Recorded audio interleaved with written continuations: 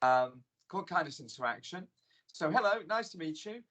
My name is Tim Keogh, and our company is called A Kind Life, and our mission is to spread kindness in healthcare, because that's all we do. Because the evidence shows, and you can see some of it here, we're going to cover it in this session, when we choose to be kinder to each other, we choose to be kinder to patients, we choose to be kinder to ourselves, and our organizations support us to do this, care is safer, outcomes are better. When you thrive at work, patients thrive in your care, whether you work directly in clinical services or in the enabling services, we're all there for patients. And we've had the pleasure of working with more than 50 healthcare organizations over the past 10 years, creating systemically kinder cultures all the way around the world, from the NHS, of course, to New York, where we were running a workshop yesterday, all the way around the world to New Zealand as well. But it's a pleasure to be with you in Leicestershire and Rutland, talking all things kindness in healthcare. Thank you so much.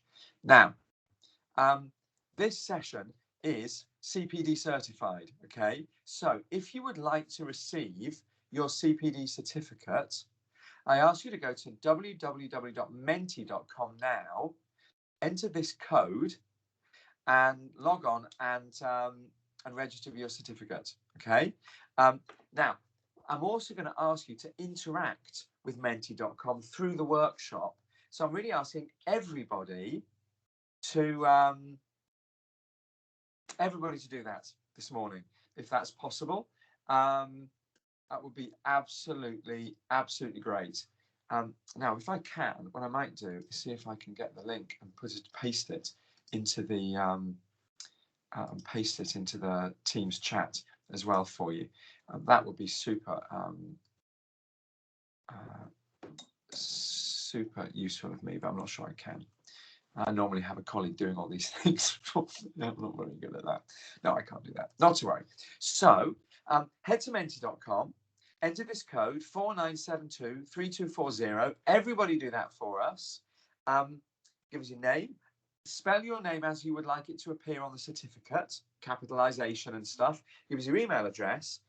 At the end of this workshop, probably on Monday, I'm also going to send you a link to an e-learning about how to give kinder feedback. But if you want us to do that, you have to tick the GDPR thing to say we can email you. Otherwise, I can't send you a certificate or anything. I'm not going to bombard you with things later. I'm just going to send you those two things. But please do click that. Everybody open Menti and keep it open, because we're going to come back here very, very soon. Okay, I want to interact with this. You will, once you've submitted, you'll see a little screen that says waiting for the presenter to move to next slide. Oh, thank you, Mariam. That's brilliant. Mariam's put the link to the menti.com into the Teams chat, which is great. You'll see a little slide that says waiting for the presenter to move to next slide. That's me. I've not moved to the next slide yet. So you're all registered. Please do. And we're going to stay on Menti. And I'm going to ask you, if you do it on your phone, Catherine, it's perfect. Okay, it's absolutely perfect on your phone. Even if it's your personal phone, I'm only going to ask you to enter about 8 words. So the data impact on your plan is almost 0. Okay? Okay, I think I've got sound now. So yes, thank you for that. You're welcome, and it's nice to hear your voice. So here's my question. Why kindness? What's the point? When we have a consistently kinder culture in our teams, or a consistently kinder culture in our organizations, when we have a consistently kinder culture across the NHS, what's that going to get for us? What are the benefits of a consistently kinder culture? So what I need to do now is I'm going to stop this screen share, okay? And I'm going to share menti.com, okay? When I share that, you can't see me for some reason. It doesn't let me do that, but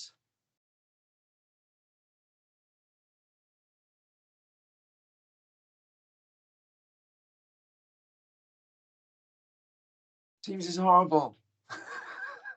Teams is absolutely horrible. This worked perfectly in our Here we are. Share the screen. There we go. So I'm going to share Menti. As you're entering your thoughts about what are the benefits of kindness across the NHS for you, for your teams, the benefits for you, the benefits for your teams, the benefits for... There we go.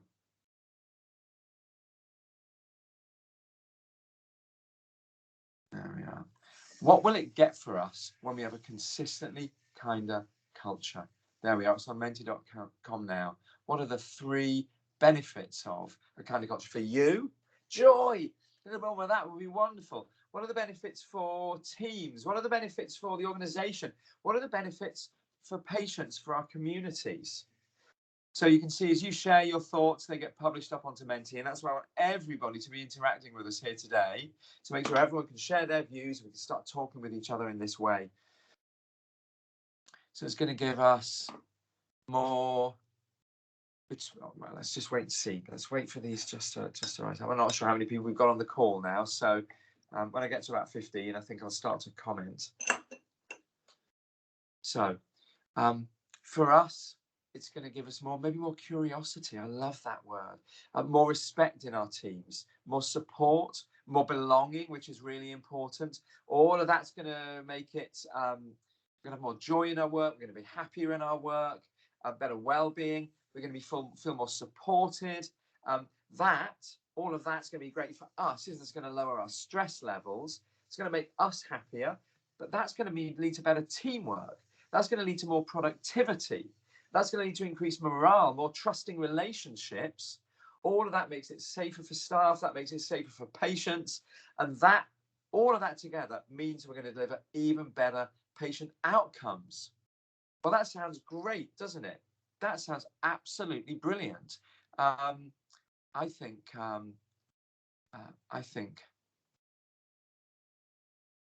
that sounds amazing. So I'm just going to flick through my slides again, get to where we need to get to here. When we have a consistently kind of culture in our teams, it's going to get some amazing benefits. And you're right. So let me just share some of the evidence with you, okay? Evidence shows, we're going to explore it today, how a kinder staff experience contributes to, do you know what I'm going to do? I'm going to stop that presenting and I'll start this one instead.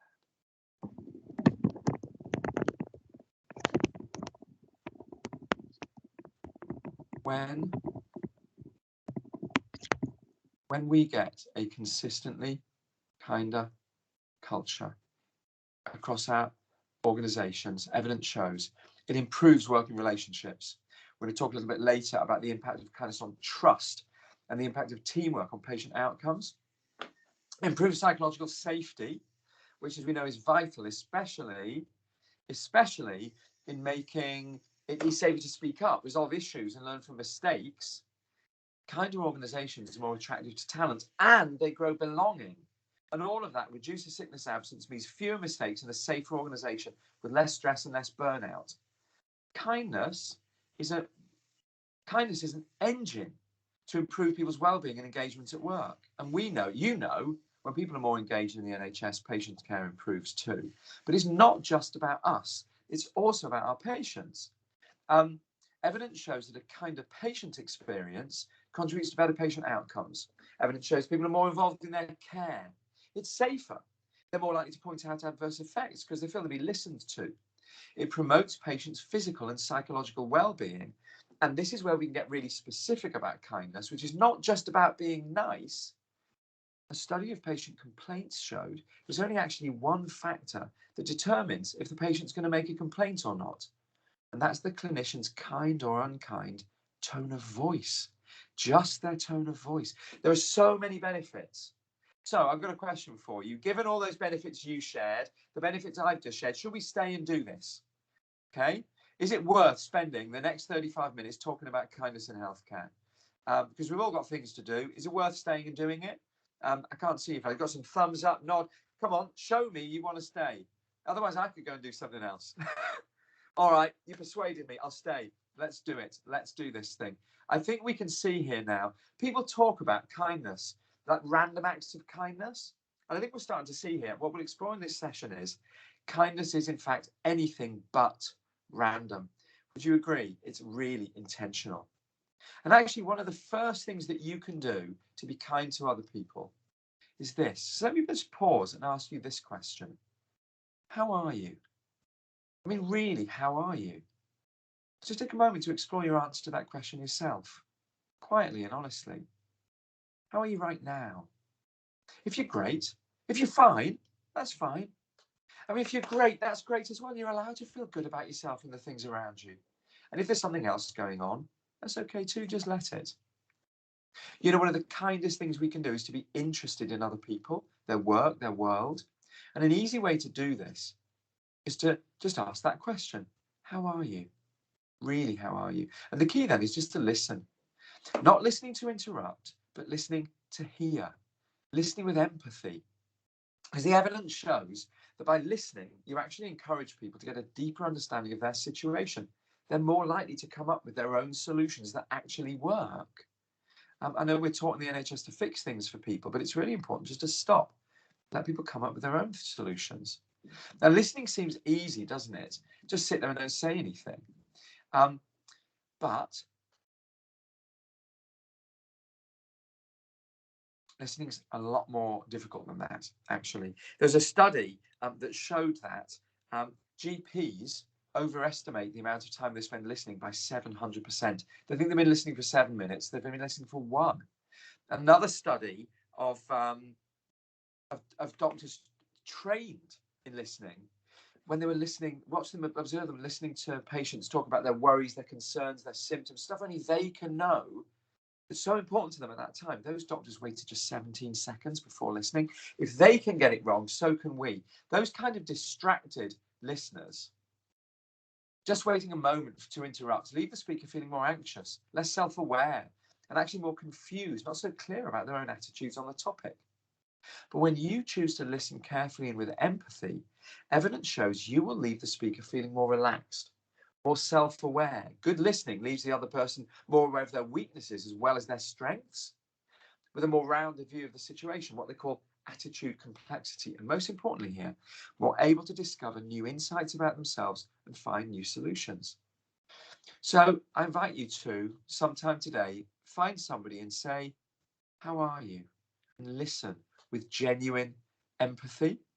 And actually, there's a really interesting thought here that often when people say how they are, they start to talk about how they are. Oh, Miriam, you put your hand up. We can hear the video, Tim. Oh, can you? Yeah. Let me know when it's over.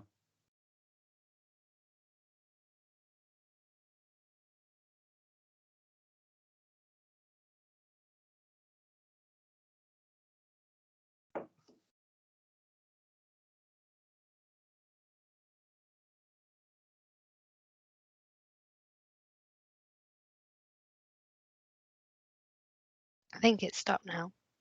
Okay.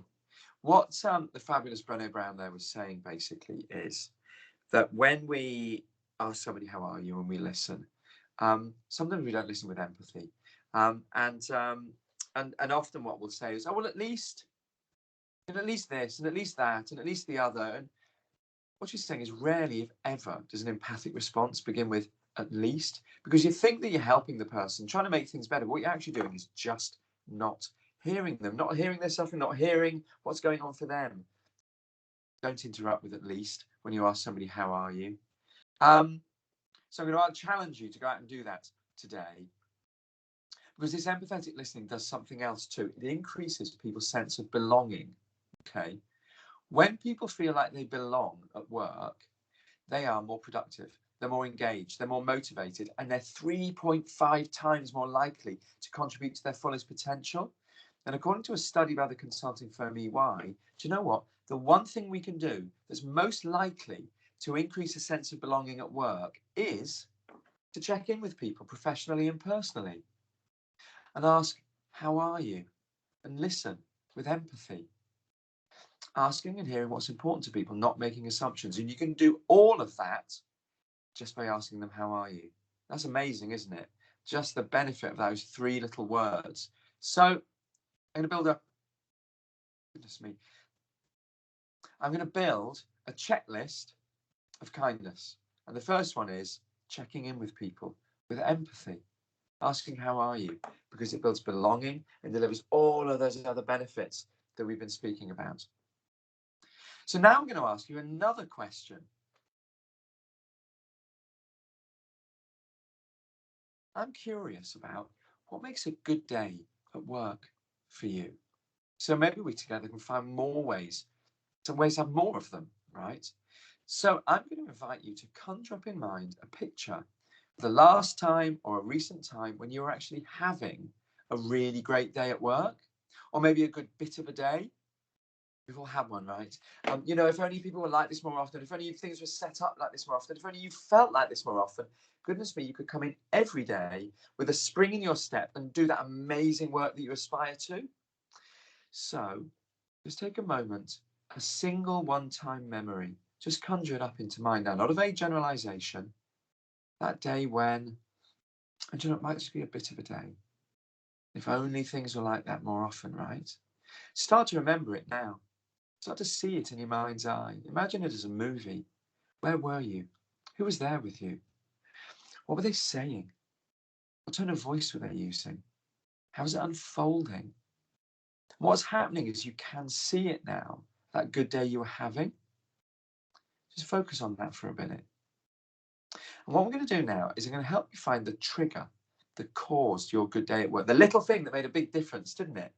So take that movie and start to rewind the film, run it backwards to earlier in the day when things were just fine, maybe in the morning before you went to work, and then run it forwards again, quickly at first and then slower and slower to the point there was a moment, wasn't there, when someone said something, something happened, your mood changed, right? The day brightened up, and that was the trigger for your good day at work. So just go back through that again now in your head. What happened on that little bit of a day was just amazing. When you felt great, if only you could feel more like this at work, it'd be wonderful, wouldn't it? What was the trigger? What was maybe the little thing that happened that shifted your mood? How did you feel? Just start to react to some of those emotions that you were feeling again. So that's your good day at work. And what I'm going to do now is I'm going to ask you what makes a good day at work. Okay, we're going to head back to menti.com for this. So here we go.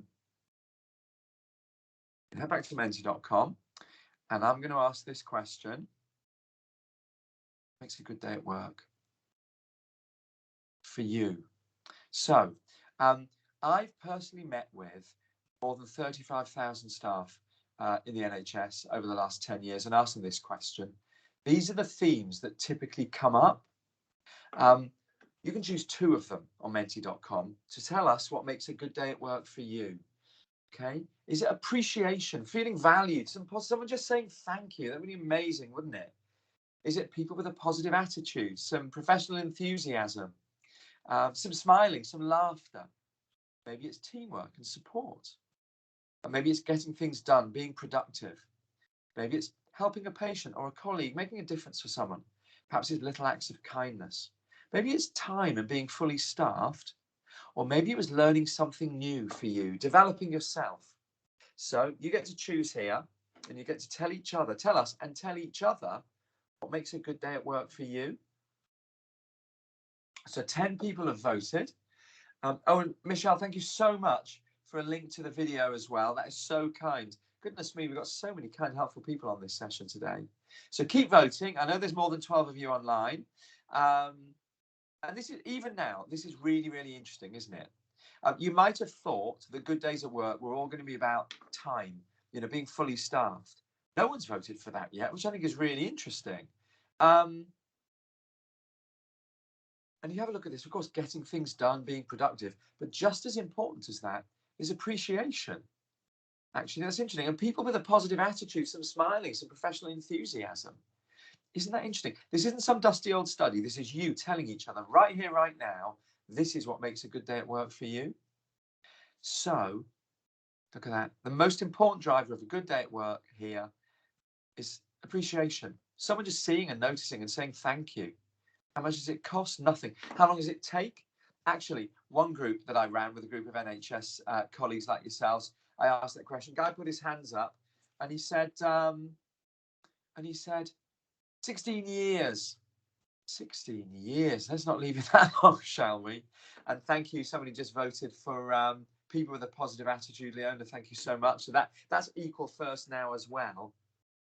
But can you recognize yourself in here as well? Because it's people that make a good day for each other, isn't it? More than anything else, it could be us that makes a good day for the people around us.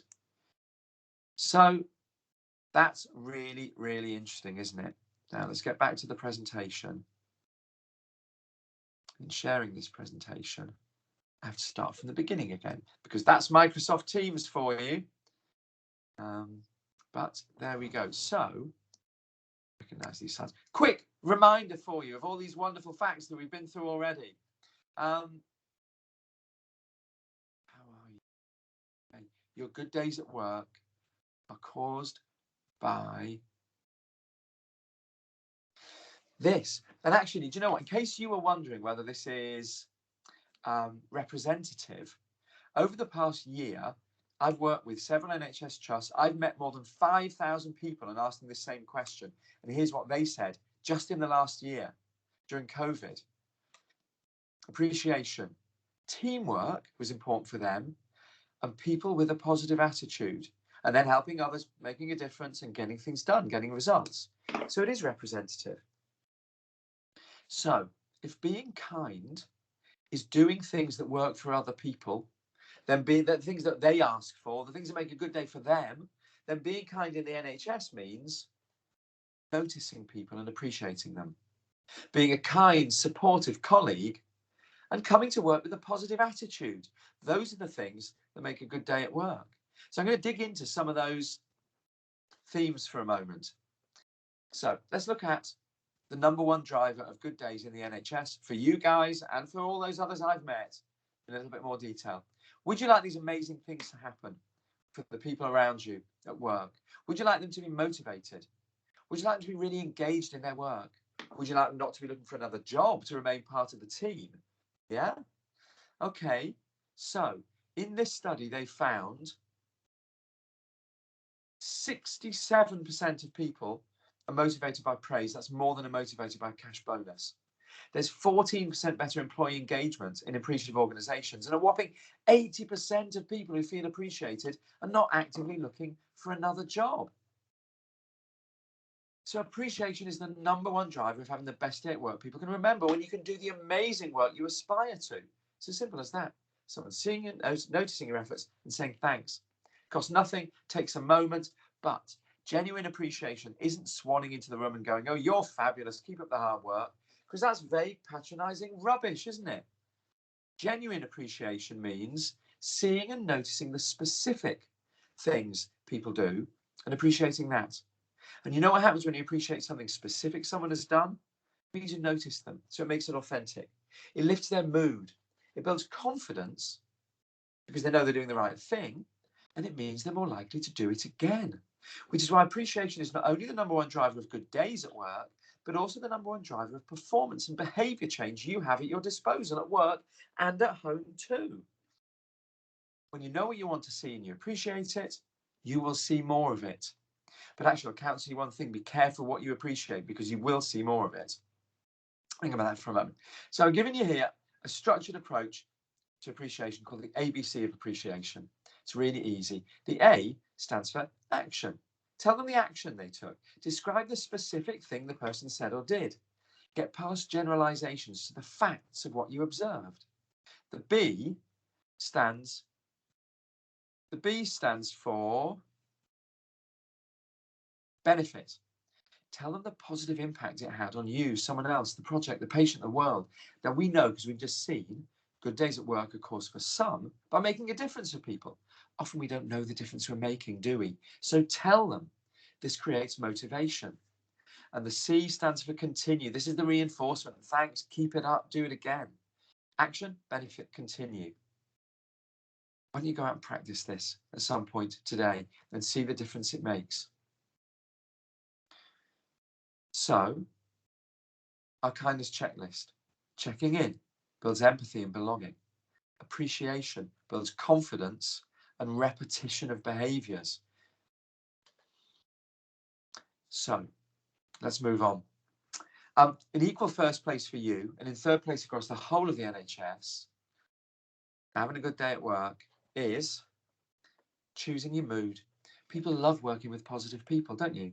It's always in the top 3 of what makes a good day at work. But have you ever worked with the opposite? Have you ever worked with someone who has all the attributes of what I call a mood hoover? Oh, this is useless. That's never going to work. What are you smiling for? It's infectious, isn't it? The impact's so powerful. It brings everybody down. We know emotions are contagious, don't we? We've seen it. You smile at someone, they'll smile back.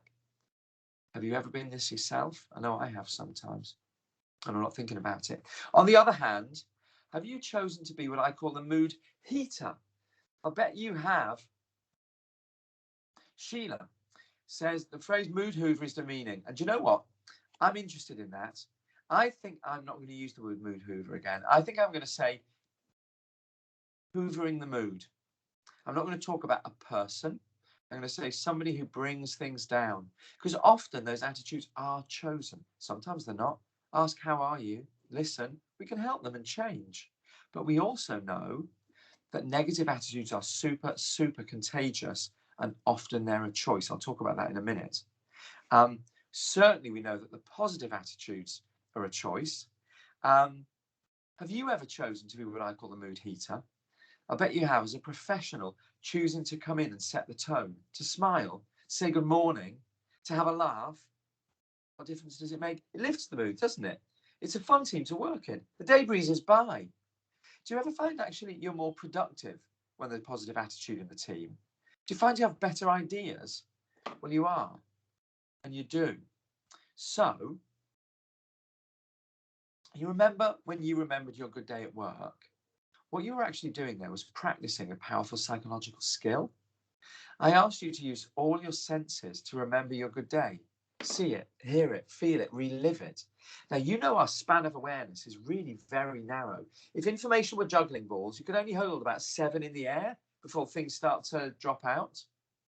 So, by using all of your senses to recall your memory, you filled your head with it.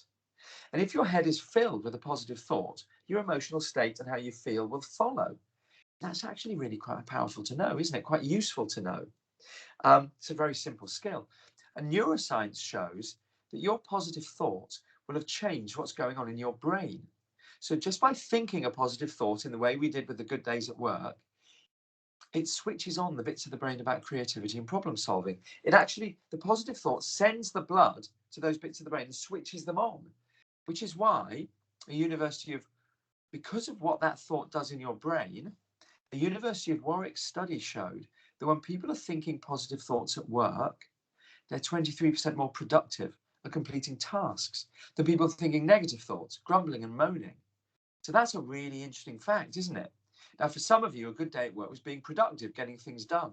I know there are other things going on, but a positive attitude will help you. It's actually 2 hours on an 8-hour shift, that is. And sometimes, of course, there are problems at work, but rather than complaining, do you choose to come in and say, right, let's take a positive attitude about how we can fix what's up to us? Because another study shows that people who are thinking positive thoughts come up with 25% more ideas when they're looking for solutions to problems. And those ideas are 30% more novel or different. You're more creative. That's when we consistently start having more good days at work. So, back to our checklist. Checking in, appreciation, and, where possible, being mindful of your attitude. Of course, not bringing a positive attitude to people when they really need you to stop and listen to things they're struggling to. Bringing a hopeful attitude that things can get better. That's possible, isn't it?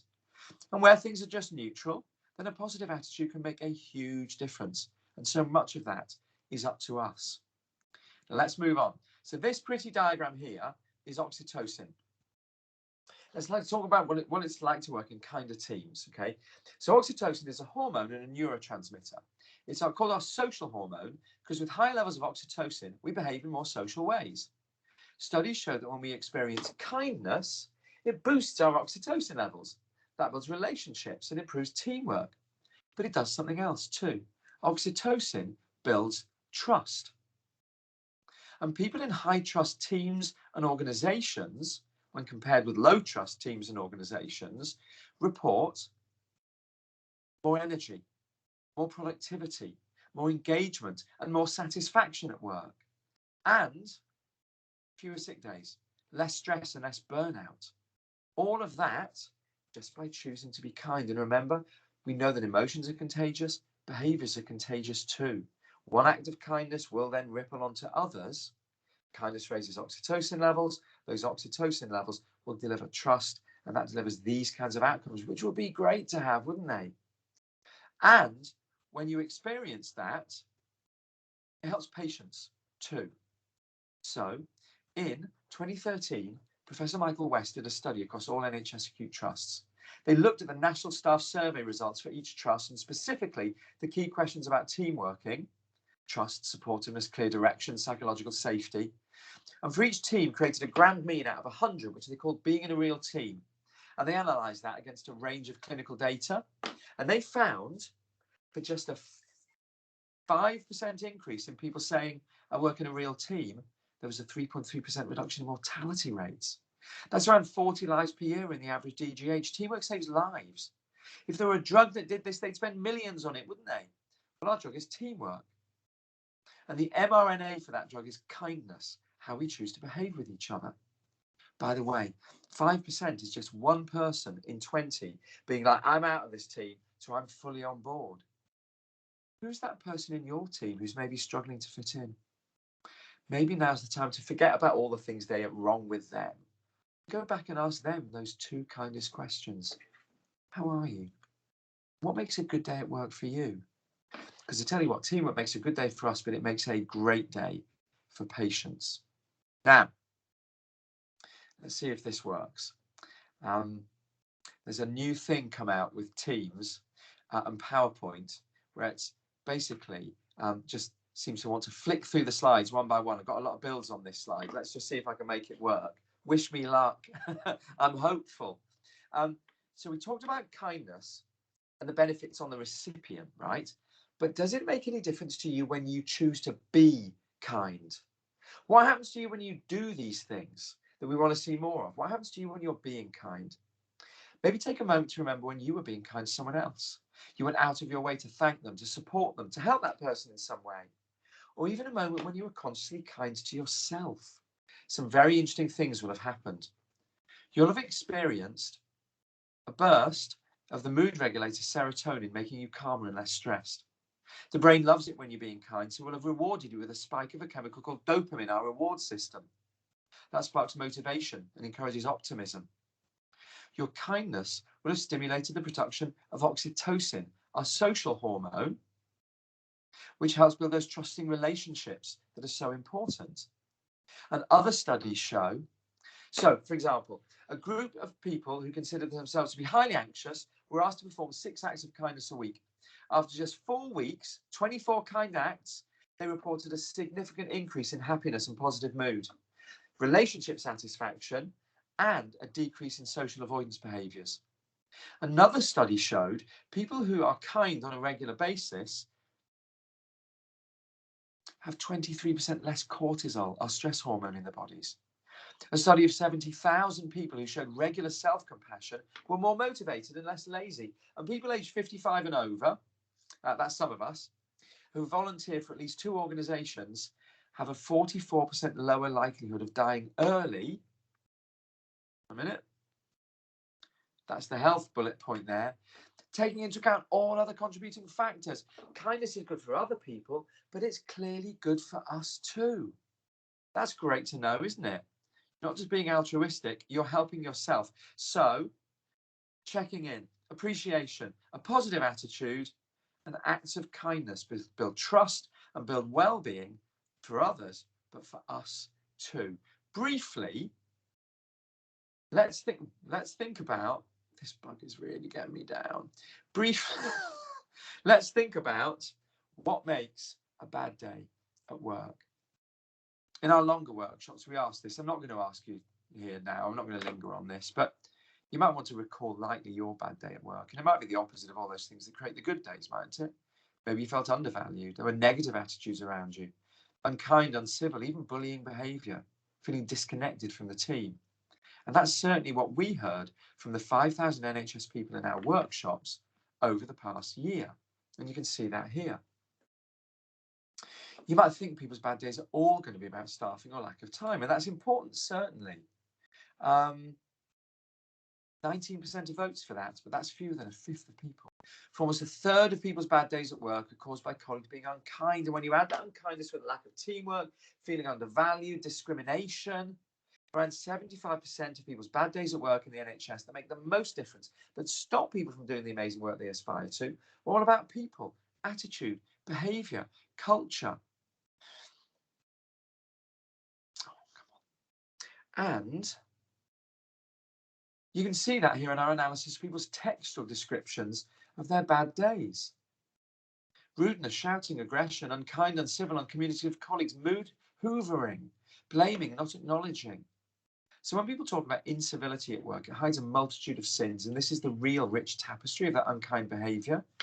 Now, this might be a little dispiriting, but actually the positive thing about this is, I think you can see this is positive, can't you? We can do something about this, because it's just about the way we choose to behave. And we need to, because this poor behaviour harms safety. I'll give you an example from an area where quality is essential. 72 neonatal ICU clinicians have taken part in a training simulation. They thought it was an exercise in team working, but it wasn't. It was a blind study on the impact of rudeness on their quality of work. They were told an expert on teamwork would observe them and comment on how they were doing. Half the group were exposed to neutral comments, the other half to mildly unkind statements, not questioning their work, just an uncivil tone of voice. The results? The teams exposed to rudeness made significantly more errors of diagnosis, significantly more errors in their clinical procedures. And the only difference was the way that they've been spoken to. In another similar study of anaesthetists, they found the same thing. The people with the rude surgeon made more mistakes, and this is dangerous. But something else interesting happened. After the exercise, people were asked, did you get the polite surgeon or the rude surgeon? They knew, they got that right. Then they were asked, did it affect your performance? And they went, no, I'm a professional, it doesn't affect me. But it did. It affects all of us, whether we like it or not. Rudeness, unkindness means we make more mistakes. So we need to feel safe to speak up. And to feel safe to speak up, we need to know how to speak up. Build our kind of feedback model is how to speak up. If you've registered, and I'll give you a chance to register at the end again, I'm going to send you an e-learning, 29 minutes, called The Foundations of Kind of Feedback, teaching you how to speak up. Okay? That's what we will do. Now, so, more kindness also means being mindful of your impact on others, checking in, appreciation, a positive attitude, acts of kindness, and being mindful of your impact on others. Just being aware that sometimes you may be saying and doing things that don't work for other people. There's a phrase in the NHS right now, civility saves lives, isn't there? And it's true, we've seen the evidence shows that incivility harms patient and staff well-being. But we need more than just civility for staff and patients to thrive. We need more than just the absence of a negative, because a whole range of other evidence shows that you need the presence of kindness to boost teamwork, build staff engagement, improve staff and patient well-being. There are a couple of studies that bring this to life. Another one of neonatal ICU clinicians, when the simulation went wrong, the team's given a positive briefing, appreciative briefing, a kind briefing, showing that they were trusted, all those things we've talked about this morning, their performance was statistically significantly better. Yes, it is true. Civility saves lives, but only with kindness can we truly thrive. And there's an evolutionary reason for this. We are hardwired for safety. And let me say this in a different way.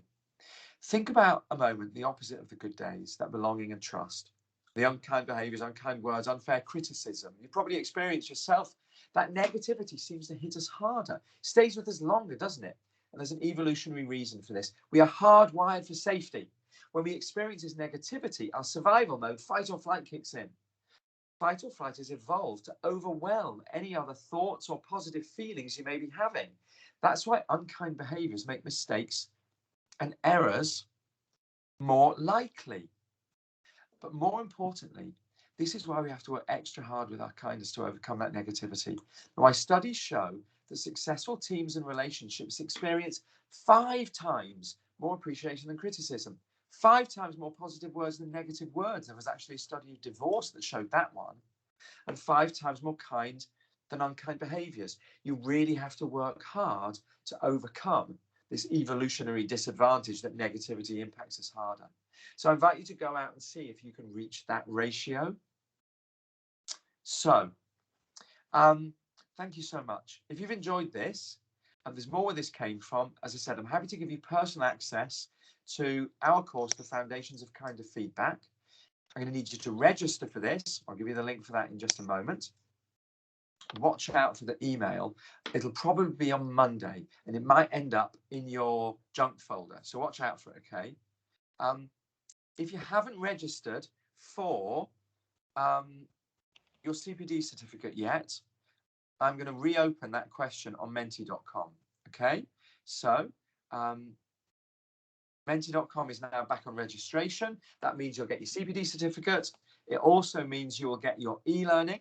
Okay, so please make sure you do that.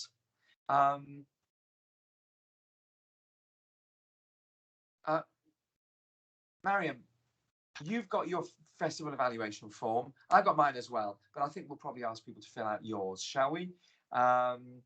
Thanks, Dave. Put the link to the evaluation there. Don't do mine, do Mariam's. That's absolutely fine. I'm going to finish with this. Thank you so much. I have so enjoyed spending this morning with you. Apologies for the toing and froing with the presentation. It's an update on Teams. We'll solve it over the next kind of couple of days, but for now, it's just thrown me a little. I hope it wasn't too bad for you. I'm going to finish with this thought. Please be kind to each other, but even more than that, be kind to yourself, because you can't give what you haven't got, right? Fill up your own well of well-being first, and that means you can then look after other people too. It's really important. Natasha has asked, we have the details in the chat for the certificate. If you register on menti.com, Mariam, would you be kind enough to just paste the link to menti.com back into the Teams chat for people? And that will then enable you to register. There we are. And it's on that question right now. Thank you, Leona. That's great. And the code's all there. Click there. There's the code. On you go. If for any reason you can't get onto Menti, just pop your email address in the Teams chat. And I'm going to ask Mariam if you'd be kind enough to capture people's email addresses and email them over to me, because I want to make sure everybody gets a certificate and everybody gets to participate in the Foundations of Kinder Feedback, which you are going to love. It's 9:45. We finished on time. How about that? Have a wonderful, wonderful rest of the day. Let's all head out and spread some kindness. Do you know what? I'm sitting here in Edinburgh, and I've looked up now. I've been looking at you for 45 minutes, and the sky is blue. There are a couple of white scudding clouds overhead. The birds are feeding at the bird feeder that I filled up yesterday. That's what fills my heart with joy, watching the birds feeding. I absolutely love it. I'm a bit strange, but there you go. What fills your heart with joy? Maybe you could do a little bit more of that. Have a wonderful rest of the day. We'll see you very soon. Thanks a lot. Take care. Thank you. Thanks a lot.